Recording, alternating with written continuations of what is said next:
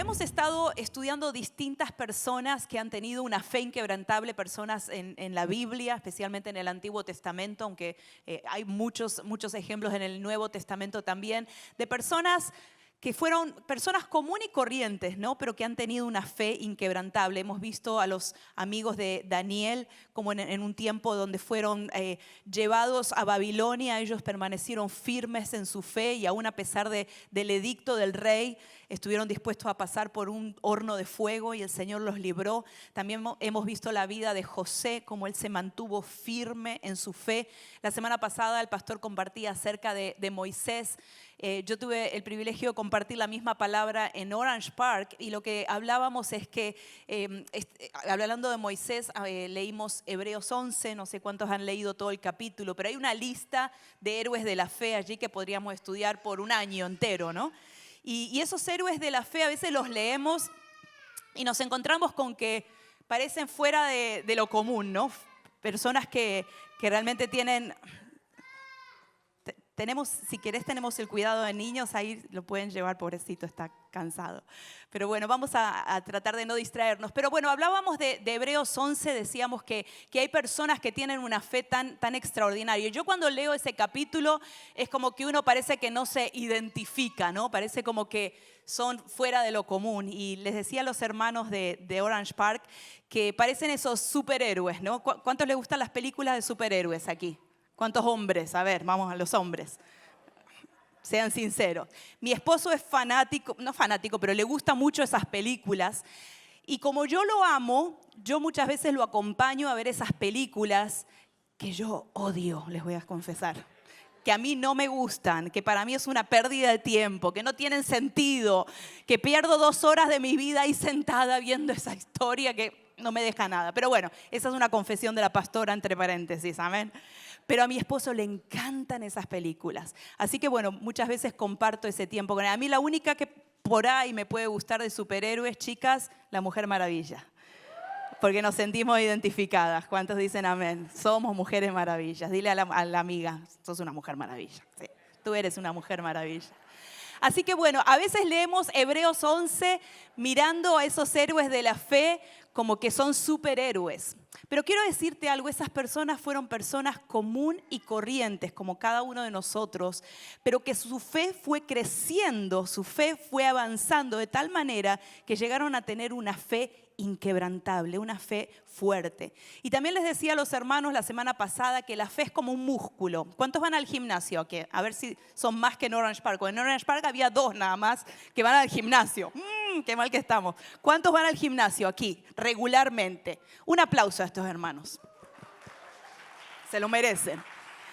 Pero a veces vamos al gimnasio, esa soy yo, y hacemos duro 1 hora ahí de ejercicio y que las pesas y transpiramos y quedamos de cama, como digo yo. Y vamos al espejo y decimos, a ver el músculo por una vez que fuimos al gimnasio, ¿ok? Y el músculo está exactamente igual que como estaba antes de ir a ese gimnasio. Porque saben que el músculo para que pueda crecer necesita ejercitarse regularmente. Nuestra fe es lo mismo.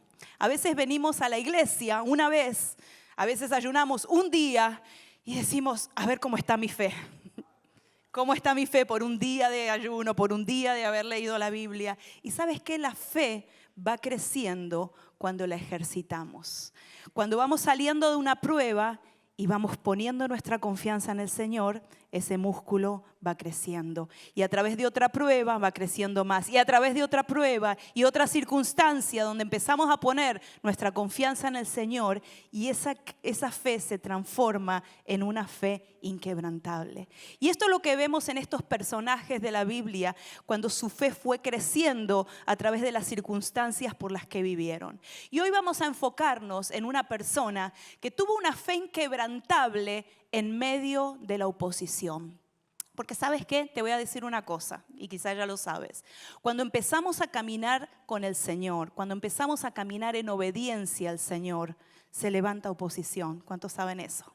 Cuando empezamos a hacer las cosas bien delante del Señor, se levanta nuestro enemigo. Muchas veces tengo personas en la oficina que vienen a pedir consejería y me dicen, pastora, desde que comencé a ir a la iglesia, desde que comencé a poner en orden mi vida, desde que empecé a poner en orden mi matrimonio, las cosas me van peor.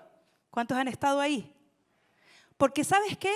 Cuando tú estás en el reino del enemigo, cuando tú estás del lado del enemigo, el enemigo no tiene que hacer nada contigo. Tú no eres una amenaza para Satanás cuando estás en el reino de las tinieblas. Tú comienzas a ser una amenaza para el enemigo y se levanta oposición cuando tú dices, yo voy a salir de este reino y voy a comenzar a caminar en este reino bajo la obediencia del Señor, en el orden del Señor. Y ahí es donde te ganas un enemigo y ahí es donde comienza la oposición. Cada vez que queremos hacer algo bueno, significativo, ser generosos, comenzar a ser obedientes al Señor, espera oposición, espera obstáculos, espera resistencia. Y si tú lees la palabra del Señor desde Génesis a Apocalipsis, vas a ver distintas personas que se levantaron en fe, que se levantaron a caminar con el Señor y tuvieron un enemigo. Desde Adán y Eva, desde que ellos comenzaron a hacer la voluntad del Señor, se levanta el enemigo. Tenemos a Moisés, que se levanta un faraón. Tenemos a David, que tiene un Goliat. Tenemos a Jesús, que se le levanta a Herodes, se le levantan los fariseos, los líderes judíos, aún Judas en contra de él. Y tenemos también a un personaje que hoy vamos a estudiar, que es Nehemías. Y Nehemías tuvo enemigos. Sanbalat es uno de ellos, Tobías es otro. Pero vamos a ver cómo a través de la vida de Nehemías, él pudo resistir esas oposiciones. Para aquellos que no saben, bueno, hace un tiempo atrás tuvimos una serie entera de Nehemías, no sé si hace un año atrás, así que puedes ir a iglesiaciudad.org y ver toda la serie de Nehemías, pero hoy nos vamos a enfocar solo en el capítulo número 4 de Nehemías. Te cuento rapidito para los que no conocen la historia. Nehemías era una persona que había sido llevada a cautiverio, una persona que estaba trabajando para el rey en ese tiempo. Tenía un trabajo, vamos a decir, el más peligroso del mundo, pero al mismo tiempo el más fácil del mundo. Él era copero del rey y lo que él tenía que hacer era probar el vino, servir el vino y probarlo antes para ver si no estaba contaminado o envenenado. O sea, era un trabajo difícil, era un trabajo que corría riesgo su vida. Pero si ese vino no estaba contaminado, digamos que la pasaba bien, porque lo único que tenía que hacer era servir el vino, así que era fácil ese trabajo. Pero él estaba muy cómodo en ese trabajo, donde estaba cerca del rey, donde me imagino que tenía beneficios por estar tan cerca del rey y no tenía mucho sacrificio que hacer en ese trabajo. Sin embargo, el Señor comienza a poner en su corazón una carga que tiene que ver con su familia, que tiene que ver con sus antepasados, una carga que tiene que ver con su pueblo que estaba en ruinas, un pueblo que había quedado sin ciudad, donde la ciudad había sido destruida. Y él estaba a 1000 millas viviendo de ese lugar. Sin embargo, el Señor Dios empezó a poner esa carga en su corazón y él entonces se levantó y dijo, yo voy a hacer algo. Yo estoy muy cómodo acá, yo estoy pasándola quizá demasiado bien, pero mi pueblo está sufriendo ahí. Entonces se levantó y comenzó a soñar y comenzó a trabajar en algo tan imposible que parecía en ese tiempo, que era reconstruir la ciudad, que hasta ahora no se había logrado. Así que él va y comienza esa reconstrucción. Rápido les cuento, comienza a reconstruir las puertas antes de que las paredes, si ustedes leen eso. Pero ¿sabes qué? Él tenía gente que trabajaba con él, donde él inspiró a esa gente a decir, se puede, vamos a hacer algo diferente, vamos a lograr construir esta ciudad. Y él inspiró a esa gente, pero esa gente no eran ni albañiles, hay albañiles aquí, seguramente que sí, ni albañiles ni carpinteros. Esa gente eran orfebres, perfumistas y comerciantes. ¿Te imaginas construir una ciudad con esa gente? Es como que digan que me llaman a mí para construir una ciudad. Yo no sé nada de albañilería ni de carpintería, pero tengo la voluntad. ¿Cuántos dicen amén? Hay que poner un ladrillo, vamos a poner un ladrillo. Y él inspiró a esa gente que a lo mejor no era capacitada, que no tenía todo lo que se necesitaba, pero los inspiró a hacer algo imposible. Y ellos comenzaron a reconstruir y empezaron a ver ese progreso. Y dice la palabra del Señor que se animaron y que dijeron, sí podemos lograrlo. Pero, diga conmigo, pero, cuando empiezan a construir, cuando empiezan a animarse, el enemigo se levanta. Y esto es algo, hermanos, que tenemos que saber que nos va a suceder. Y no es para asustarles, simplemente para saber que cuando empezamos a poner manos a la obra, cuando empezamos a caminar en obediencia al Señor, el enemigo se levanta. Cuando empezamos a trabajar y a poner en marcha, nuestra fe aparece en las oposiciones. Así que vamos a leer Nehemías 4, versículo 1. Y con esta introducción quiero que entiendan lo que estaba pasando. Y dice así la palabra del Señor. Cuando Sanbalat es uno de los malos hombres. Sanbalat se enteró de que estábamos reconstruyendo la muralla. Sanbalat era uno de los gobernantes de ese tiempo, una persona de influencia. Dice que se enojó muchísimo y se burló de los judíos. Empezó el bullying ahí con toda la gente, con todos los judíos. Dice versículo 2, ante sus compañeros y el ejército de Samaria dijo: ¿qué están haciendo estos débiles judíos? ¿Creen que se les va a dejar que reconstruyan y que vuelvan a ofrecer sacrificios? ¿Piensan acaso terminar en un solo día? ¿Cómo creen que de esas piedras quemadas, de esos escombros, van a hacer algo nuevo? Y Tobías, el otro malo, el amonita, que estaba junto a él, se contagió. ¿Saben que los reportes negativos y la crítica y todo eso se contagia? Dice que estaba junto a él y añadió: hasta una zorra, si se sube en ese montón de piedras, lo echa abajo. Cuando empezamos a trabajar, cuando este pueblo empezó a trabajar, cuando esta gente puso manos a la obra, se levantó la oposición. ¿Te ha pasado? Quizá hoy has venido por primera vez a la iglesia después de mucho tiempo y dijiste: hoy a la mañana me voy a preparar con tiempo, voy a ir a la iglesia, y fue tu peor mañana. Quizás se complicaron tus niños, quizás se complicó el carro. ¿Cuántos hemos llegado a veces a la iglesia peleados con toda la familia? La pastora incluida, a los gritos con los niños. Y a veces tenemos eso que se levanta del enemigo. Y quiero hacer acá una pausa, porque a veces le echamos la culpa al diablo de todo. A veces hay cuestiones que son decisiones equivocadas, malos ejemplos, malas cosas que hacemos nosotros. Ustedes entienden eso, que a veces nos va mal porque nosotros elegimos mal, porque nosotros estamos tomando malas decisiones, ¿ok? ¿Estamos ahí? Pero también tenemos que entender que cuando empezamos a caminar con el Señor, estamos saliendo de un reino y nos estamos metiendo en el reino del Señor. Y ahí comenzamos a hacerle una amenaza a Satanás. Cuando tú comienzas a levantarte y decir: voy a empezar a darle al Señor lo que le corresponde, como decía Josué en esta mañana, por obediencia, no lo siento, pero por obediencia voy a darle al Señor mi diezmo, mi ofrenda. Y empiezas a ser obediente en esa área, se te rompe el auto, se te rompe la lavadora y empiezas a ver oposición en esa área y tú dices: Señor, ¿dónde estás? Y yo quiero decirte que el Señor está contigo. Que hay una oposición que vamos a tener delante nuestro y hoy vamos a ver cómo enfrentar esa oposición, pero que no te sorprenda. Empiezas a servir al Señor y todo lo hermoso y romántico. Hay muchas maestras aquí de City Kids que empiezan a servir con los niños y tú te imaginas románticamente: ay, qué lindo con los bebés, voy a orar por ellos y como angelitos se van a dormir, y tú comienzas a servir y te vomitan encima. ¿Cuántas maestras han estado ahí el primer día a lo mejor? Y tú dices: Señor, no, y el bebé no es tu enemigo, ¿ok? Quiero aclarar eso. Pero a veces las cosas no nos van como nosotros planeamos. A veces las cosas no nos van como quisiéramos. No te sorprendas de esas cosas, porque el enemigo se va a levantar cuando tú das pasos de fe. ¿Sabes qué? El diablo no molesta a los que no son una amenaza para él. Hay personas que están muy cómodas en su situación de este lado. Y vienen quizá una vez por mes a la iglesia y hacen a lo mejor de vez en cuando algo bueno. Eso no es una amenaza al enemigo. Una amenaza para Satanás es aquel que es fiel, aquel que en momentos de pruebas permanece fiel, aquel que es un hombre y una mujer de oración, aquel que se levanta en contra de todo lo que el enemigo se levanta, aquel que pelea, aquel que predica, aquel que está en el reino del Señor peleando la buena batalla. Esa persona es una amenaza para el reino de las tinieblas. Entonces el diablo sí tiene trabajo con esta persona. Pero cuando estamos tranquilos y cuando no estamos haciendo nada, cuando Nehemías estaba de copero del rey, Quizá no era una amenaza para el enemigo, pero cuando él decidió salir de su comodidad, cruzar esas 1000 millas y decir, yo voy a hacer algo por el pueblo del Señor, yo voy a hacer algo que nunca se logró, pero yo en el nombre de Dios lo voy a lograr, ahí comenzaron las amenazas, ahí comenzó la oposición. Porque una fe inquebrantable sí es una amenaza para el diablo.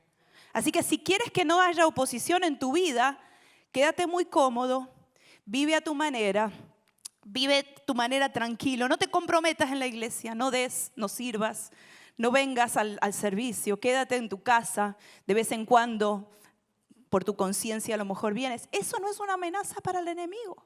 Y necesitamos levantarnos, y no digo provocar al enemigo, pero levantarnos con un enojo santo de lo que el enemigo está haciendo, con un enojo santo de decir, Señor, yo no voy a permitir que el enemigo siga tomando control en mi vida.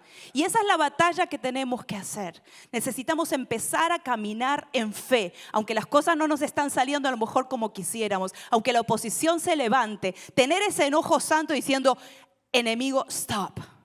No te vas a meter en mi familia, no te vas a meter entre mis cosas. Tienes un límite. Y sabes que el enojo santo nos hace movilizarnos. Ayer estuvimos en un partido con mi hija Bianca, ella estuvo jugando todo el día, ahí el fútbol, muy bien Bianca, y su madre ahí transpirando bajo el calor y ahí gritando por su hija. Pero en un momento el partido iban perdiendo y estaban desanimadas y estaban muy tranquilas y el referí empezó a sacar tarjeta amarilla a medio mundo de su equipo. Chicas que no estaban haciendo nada, tarjeta amarilla. Hasta el coach tuvo una tarjeta amarilla y el coach es un santo, pobrecito. Pero lo que provocó eso en ese equipo fue un enojo. Fue diciendo, no vamos a permitir que nos sigan sacando tarjeta amarilla y que estamos perdiendo. Y ese enojo los llevó a cambiar la estrategia de juego y a comenzar a jugar más agresivamente. Y cambiaron y en minutos hicieron 2 goles, para la gloria del Señor. Pero ¿qué te digo con esto? Que a veces necesitamos tener ese enojo santo por las cosas del Señor y para poner freno al enemigo y para cambiar nuestra estrategia y a no quedarnos sentados, sino decir, no importa cómo nos están yendo las cosas, nos están saliendo mal, hay tarjeta amarilla, pero nos vamos a levantar en el nombre de Jesús y vamos a ir en contra de todo lo que el enemigo está levantando.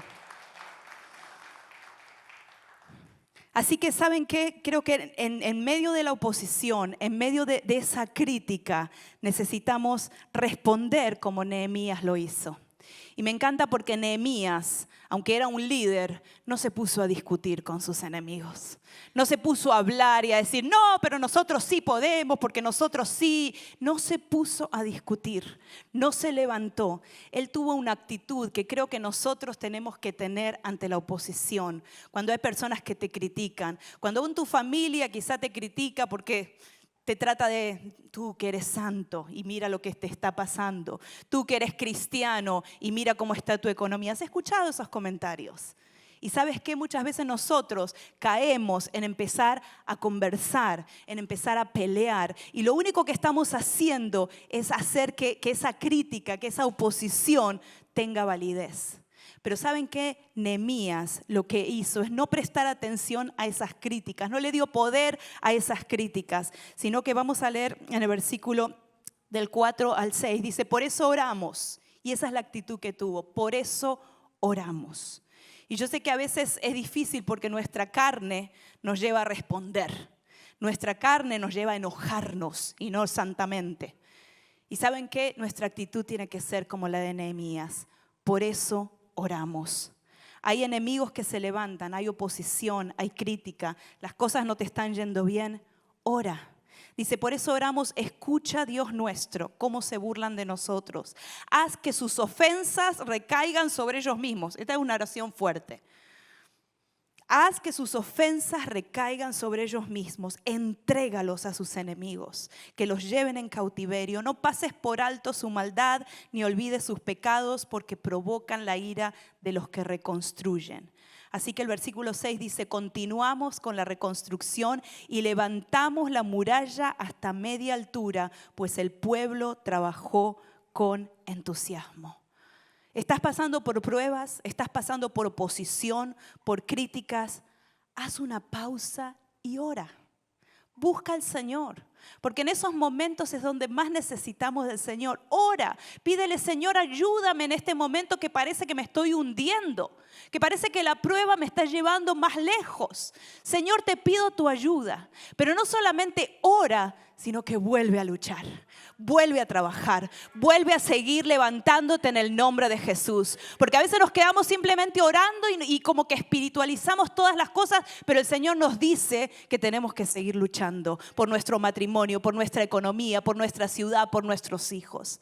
Así que no solamente te quedes ahí en esa crítica, en ese desánimo, en esa depresión, sino que ora al Señor y comienza a movilizarte, porque esto es lo que hicieron ellos. Manos a la obra. En el versículo 10, seguimos leyendo, dice: por su parte, la gente de Judá decía: los cargadores desfallecen, pues son muchos los escombros. Y los escombros representan todas las situaciones que tenemos a nuestro alrededor que nos ponen freno de avanzar en lo que Dios nos ha pedido hacer. Y dice: no vamos a poder reconstruir esta muralla. Y nuestros enemigos maquinaban: les caeremos por sorpresa y los mataremos. Así haremos que la obra se suspenda.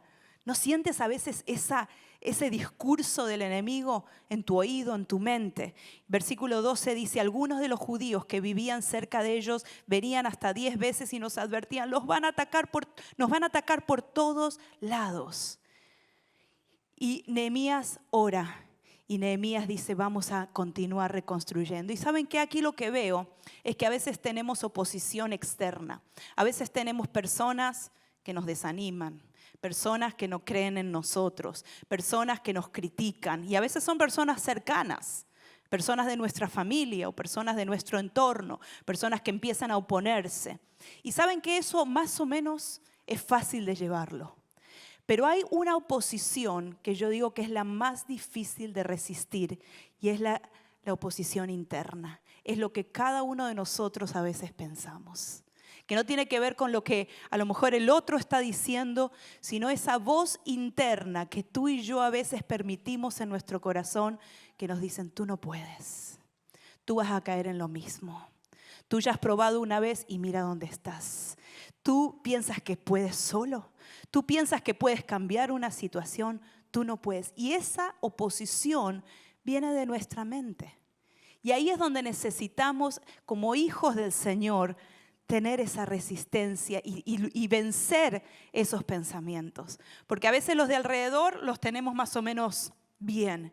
Pero ¿qué pasa cuando en nuestra mente permitimos esa oposición interna, esa voz que nos está hablando? Porque ¿sabes qué? El enemigo habla en nuestra mente.